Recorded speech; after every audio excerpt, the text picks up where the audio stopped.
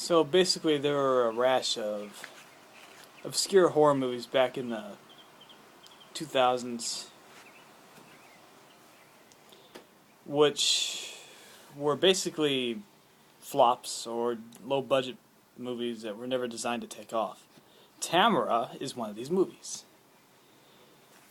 So basically, Tamara is a movie that came out in 2005 starring an actress named Jenna Dewan. She's also a dancer, and I think she does more dancing than acting, but she's married to this Channing Tatum guy who I guess is a successful actor. I'm sure anybody watching this who knows who he is going to go, "Ooh, Channing Tatum, how amazing." Well, okay, he's just a guy. So, basically she plays a high school student who's about 17, I'd say, and she's an outcast. Basically, she's not well liked. Her father is a complete dick, and her social life seems to be completely in the toilet because of the fact that I guess she wears hoodies, and I guess all of the douchey kids are wearing, dress shirts like myself. And I guess that's what's in. So she's outside of the crowd. She doesn't do anything to make herself look really attractive, so all the kids make her life a living hell. So she has this really, really disturbing sexual attraction to her teacher. Even though she's 17 and he's an adult in his 30s.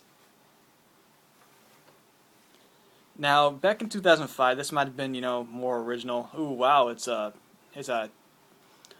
student who falls in love with a teacher. Well, that sort of thing happens all the time nowadays. So this film basically lampshades what we have in today's society. I'm not here to do a political rant. I'm here to give you a review on a movie. A movie that not many people have even heard of. So she also studies witchcraft. And this witchcraft that she studies is highly potent. I guess it actually works. You have to believe that witchcraft works to make this movie successful. Because otherwise it's just going to come across as hokey. Which it does a good job of that anyway, so you don't need to add anything to it. So basically, Tamara wants to bind her soul to her English teacher. Okay, you want to bind your soul to your English teacher. Oh, I'm not going to begin to question the logic on that because it would probably kill my brain.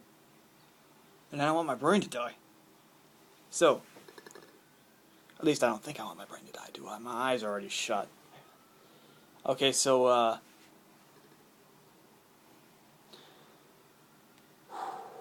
where do I even begin?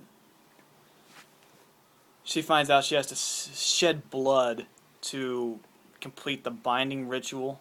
I guess he doesn't have to be involved in any way, shape, or form. She can just automatically bind her soul to anybody she wants without any consequences because of the fact that it's witchcraft. It's witchcraft. So, yeah, she can do it to some poor unwitting soul like this English teacher who has himself a wife and does not want a 17-year-old send him to the joint. So what happens? Her douchey bullies take her to a cabin in the woods or a motel in the woods, and she's dumb enough to fall for it. So she goes there and they set her up with some kind of hidden camera. Ooh, look, we're gonna film you doing something stupid so we can make your life even more of a living hell. How much of a douchebag do you have to be to do that? So she falls for this, whoever the guy is, in the bed, and, well, she gets enraged that they do it, and she falls and hits her head, and it kills her. She's fucking dead. Her eyes are open, and they're implying that she's dead, not just unconscious. So what do these kids do? They take her out to the middle of the forest and bury her, and then just say, let's forget all about this. It never happened. So when did they go from being practical jokers to complete sociopaths? That's what I want to know. That's the bigger transformation in what's about to happen to her. So the next day she comes in and, she's all styling and everything. She's got her skimpy outfit on, which is kind of disturbing because she's supposed to be a high school student, even though she was 24 at the time in real life. So she smiles at him, she flashes grins, she basically implies that they're all dead meat. She gives an especially harsh punishment to this nerd who didn't want to help out. He gets it the worst out of all of them. She can possess people by caressing their faces.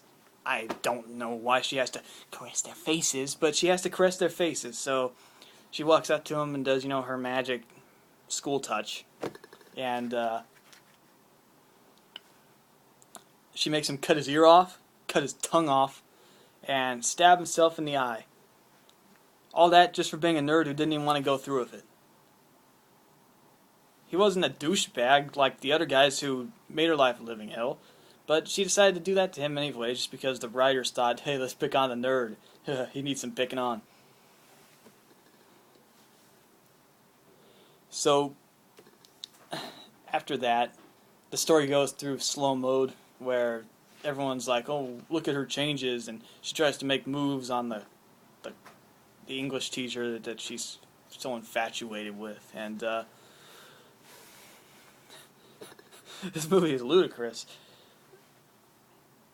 Her father notices the changes, but he's so drunk that he doesn't seem to pay that much attention to the fact that how much drastically she's changed, which normally a real person, no matter how drunk, would probably notice, hey, you look different today. Is something wrong with you?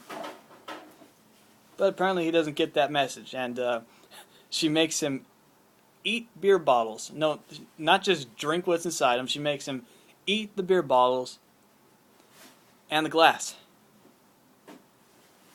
I'm not sure how exactly that works, because this is I don't want to use any logos. This isn't a commercial. They just... I have absolutely no idea how that's supposed to work. But anyway, he complies.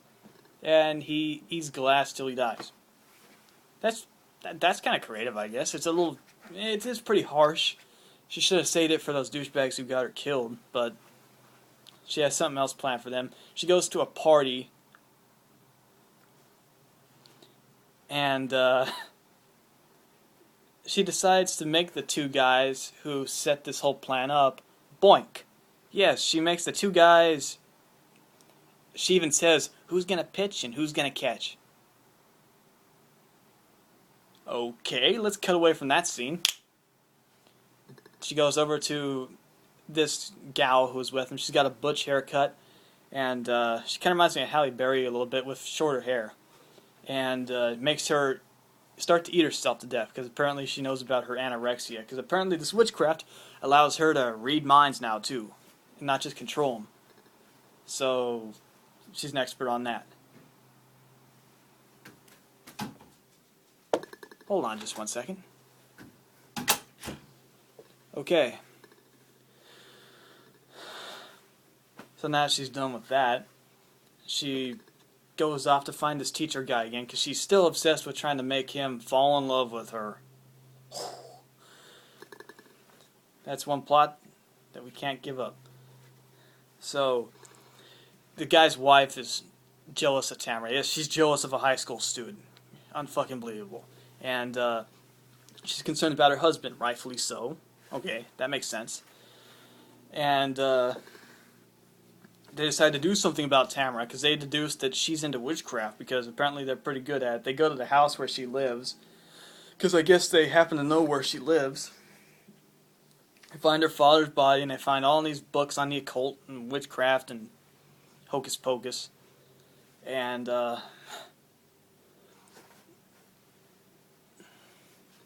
I need to open this damn door again. It's getting hot in here. And after they do that, they deduce that they have to stop her. No shit. How exactly do you intend to stop her, geniuses? So they go to the party and they get the gal to stop beating herself to death. I don't know why. The gal was a bitch. She deserved it more than the nerd did. But they decide to save her. The two lover boys are sent after the teacher's wife by Tamara. Tamara wants you dead. They have these creepy little smiles. They remind me of the guys from Scream. And Scream kind of had the same overtones where the guys were almost like lovers. Well, the same thing kind of happens here, only these guys die pretty quick. They get outsmarted by the teacher's wife, and that's the end of that.